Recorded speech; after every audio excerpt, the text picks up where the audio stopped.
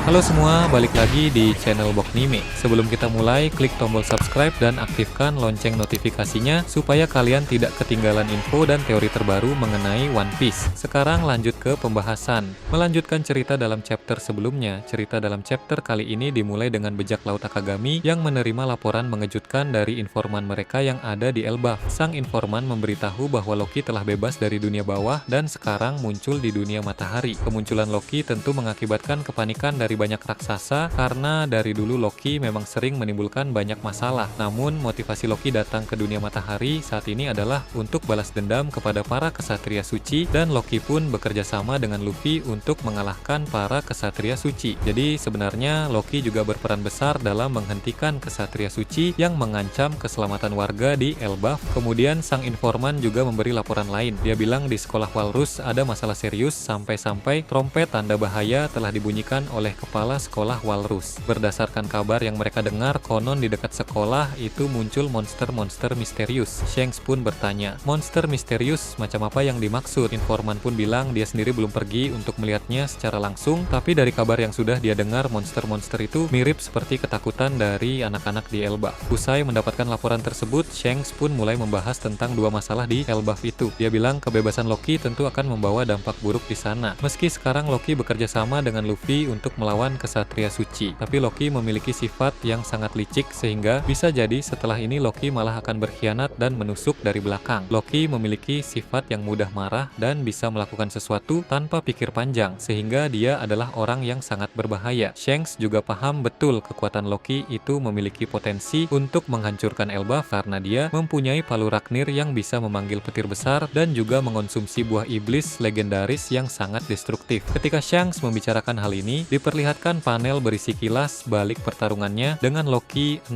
tahun yang lalu. Mereka berdua berduel di suatu pulau yang kosong dan pulau tersebut tampak porak-poranda akibat pertarungan itu. Ada banyak petir besar yang menyambar dan terjadi kebakaran di mana-mana akibat ular dari Loki. Memang Shanks berhasil memenangkan pertarungan tersebut, tapi pertarungan itu berjalan dengan sangat sengit. Saat ini Shanks merasa bertanggung jawab jika Loki sampai melakukan hal buruk di Pulau Elbaf karena Shanks adalah orang yang membawanya kembali ke Elbaf usai dia mengalahkan Loki dulu. Kemudian Shanks dan para krunya juga membahas soal berbagai monster yang mirip ketakutan anak-anak di Elbaf sesuai dengan yang dilaporkan oleh informan mereka tadi. Mereka pernah mendengar bahwa salah satu kesatria suci memang memiliki kekuatan buah iblis yang bisa menghidupkan rasa takut. Maka Shanks dan kawan-kawan pun sepakat untuk menduga bahwa kemunculan monster-monster misterius di Elbaf itu adalah ulah dari kesatria suci. Dengan kata lain, kesatria suci memiliki misi besar di sana dan akan membuat kekacauan di pulau itu sekarang ini. Bajak laut Akagami sebenarnya sedang memantau tanda-tanda pergerakan dari kelompok bajak laut Kurohige. Namun karena ada persoalan serius yang terjadi di pulau Elbaf, Shanks memutuskan untuk menunda dulu urusan memantau Kurohige. Mereka harus pergi ke Elbaf dan mencegah kekacauan menjadi lebih parah. Lakiro pun bilang, walau menggerakkan kapal dengan kecepatan penuh, tetap akan butuh waktu lama untuk kembali ke pulau Elbaf. Sejak bajak laut Akagami meninggalkan pulau Elbaf sampai saat ini memang sudah beberapa hari, sehingga tidak instan untuk bisa balik lagi ke pulau itu. Dengan begitu, Shanks pun memutuskan untuk pergi ke Elbaf dan mengecek keadaan seorang diri, sedangkan para krunya tetap memantau pergerakan dari bajak laut Kurohige. Shanks bisa terbang sendiri ke Elbaf menggunakan Griffon, yang mana Griffon itu adalah nama pedang Shanks. Di sini pun akhirnya kita bisa melihat Shanks mengeluarkan sosok Griffon dari pedangnya, sama seperti pedang Shamrock Dash yang bisa mengeluarkan Cerberus. Memang beberapa waktu yang lalu saat melawan Kid sempat muncul sosok Griffon saat sang sendak menebas Kid. Namun kali ini wujud Griffon tersebut terlihat lebih jelas. Ben Beckman pun mengusulkan agar mereka menghubungi semua aliansi terkuat untuk mencari tahu siapa yang paling dekat di Pulau Elbaf. Kemudian orang yang paling dekat di Elbaf itu akan diminta ke sana terlebih dahulu dan berusaha untuk setidaknya sedikit mengamankan negeri itu sembari menunggu kedatangan Shanks ke sana, karena meski Shanks pergi ke sana menaiki Griffon tetap butuh waktu cukup lama karena jaraknya sangat jauh. Secara garis besar aliansi Shanks terbagi menjadi dua. Pertama adalah aliansi lemah yang diterima oleh Shanks karena rasa kasihan saja, dan kedua ada juga aliansi terkuat yang Shanks terima karena kehebatan mereka. Nah, yang diusulkan oleh Ben Beckman untuk dihubungi tentulah para aliansi terkuat itu karena mereka akan diberikan tugas yang terbilang cukup sulit. Shanks pun setuju dengan usul tersebut sehingga bajak laut Akagami langsung menghubungi para aliansi terkuat dan bertanya di mana keberadaan mereka sekarang. Setelah selesai menghubungi semuanya, diketahui ada satu kelompok aliansi yang sedang di dekat wilayah Warland. Kelompok itu pun diminta pergi ke Elbaf untuk membantu para raksasa sambil menunggu kedatangan dari Shanks. Jadi Shanks akan pergi ke Elbaf seorang diri dengan menggunakan Griffon, sedangkan Ben Beckman, Lakiro, Yasop, dan para kru inti lain akan tetap mengawasi bajak laut Kurohige di pulau yang ada di dekat Hachinosu sambil menunggu Shanks tiba di Elbaf. Para aliansi terkuat Shanks juga sedang menuju ke Elbaf untuk membantu para raksasa. Jadi rupanya Shanks akan mulai berperan lagi dalam konflik di Pulau Elbaf ini. Beralih ke Pulau Elbaf, diperlihatkan Luffy dan Loki telah berhasil mengalahkan dua kesatria suci. Dua kesatria suci yang dimaksud adalah Gunko dan kesatria suci dari keluarga G Garcia. Beberapa waktu yang lalu, Gunko memang sudah memanggil rakan kesatria suci lain dari Mary Joyce melalui lingkaran sihir untuk datang membantunya. Namun, tetap saja mereka tak bisa menang melawan Luffy dan Loki. Pertarungan antara Luffy dan Loki melawan Gunko dan rekannya memang berjalan dengan sangat menarik. Mereka semua mengeluarkan berbagai macam teknik dan saling serang dengan sangat epik. Tapi tentu pada akhirnya Luffy dan Loki berhasil keluar sebagai pemenang. Gabungan kekuatan mereka terlalu sulit untuk dihadapi oleh kesatria suci. Loki terlihat cukup puas karena bisa balas dendam kepada Gunko walau dia masih kesal sebab saudara kembar Shanks tidak ada di sana. Seperti yang kita tahu, Shamrock sudah pergi dari Elbaf untuk membantu Garling melawan Dragon, sehingga pembalasan dendam Loki terhadap kesatria suci sebenarnya masih belum tuntas. Luffy pun meminta Loki berhenti berurai hati dan segera mendapati janjinya untuk memberitahunya di mana Shanks berada. Loki lalu bilang, Luffy tidak perlu repot-repot untuk mencari keberadaan Shanks. Para raksasa pasti akan segera menghubungi si rambut merah itu untuk mengabari bahwa Loki sudah bebas, sehingga cepat atau lambat Shanks pasti akan datang ke Pulau Elbaf. Pendengar itu pun membuat Luffy menjadi senang. Lalu Loki menambahkan bahwa dia juga tidak sabar untuk bertemu dengan Shanks lagi agar bisa membalaskan dendam sejak 6 tahun yang lalu. Luffy pun kesal lalu mengejek Loki dengan berkata bahwa Loki pasti akan kalah lagi jika mencoba melawan Shanks lagi. Loki menanggapinya dengan bilang kali ini pasti akan berbeda dengan kejadian 6 tahun yang lalu. Hal itu memicu perdebatan antara Luffy dan Loki karena di satu sisi Luffy yakin Shanks akan menang dan di sisi lain Loki yakin malah akan sebaliknya. Meski Luffy dan Loki sering berdebat, sebenarnya mereka cukup cocok dalam bekerja sama. Terbukti mereka bisa bersama-sama mengalahkan dua kesatria suci. Jadi walau banyak mengalami perdebatan, mereka berdua adalah aliansi yang cukup bagus. Saat mereka sedang berdebat itu, mereka merasakan muncul aura jahat lain yang berasal dari Kastil Aurus. Seperti yang dibahas sebelumnya, para Gorosei memang telah mengirim kekuatan tambahan baru untuk membantu misi di Pulau Elbaf. Lingkaran sihir di Kastil Aurus pun aktif kembali dan muncul sosok kuat di tempat itu. Loki tidak tahu aura jahat itu milik siapa, namun Luffy berkata dia sepertinya mengenal aura jahat ini. Karena Luffy mengenal aura jahat ini, sepertinya itu adalah salah satu Gorosei. Karena di Pulau Egeat yang lalu, Luffy sudah pernah merasakan aura jahat dari semua Gorosei. Namun ketika mereka berdua masih penasaran dengan aura jahat itu, muncul sekelompok prajurit raksasa dari dunia surga yang datang mengepung mereka. Sang komandan dari para prajurit itu pun berkata bahwa Loki akan segera ditahan kembali. Dia lalu menatap tajam ke arah Luffy dan bertanya, siapa orang yang telah berani membebaskan Loki dari dunia bawah? Luffy bingung untuk menjawab apa karena tak mungkin dia berkata jujur. Tiba-tiba Loki mengangkat palu Raknir dan berkata, siapa juga yang sudi untuk dirantai lagi di sana? Pun meski Loki sudah berhasil balas dendam kepada Gunko, dia mulai berurai hati lagi dengan melancarkan serangan kepada kelompok raksasa dari dunia surga itu. Luffy pun berkata kepada mereka semua untuk jangan berkelahi dulu karena dia merasakan aura jahat yang sangat kuat baru saja muncul di Kastil Aurus. Daripada mereka mulai pertengkaran antara raksasa, lebih baik mereka fokus dulu pada ancaman yang datang dari pihak luar itu. Berlanjut ke rumah Gaban di area Pulau Elbaf, rumah dari sang tangan kiri, Raja Bajak Laut Roger itu berada di tempat yang cukup terpencil karena di wilayah itu hanya ada satu rumah saja. Di belakang rumah tersebut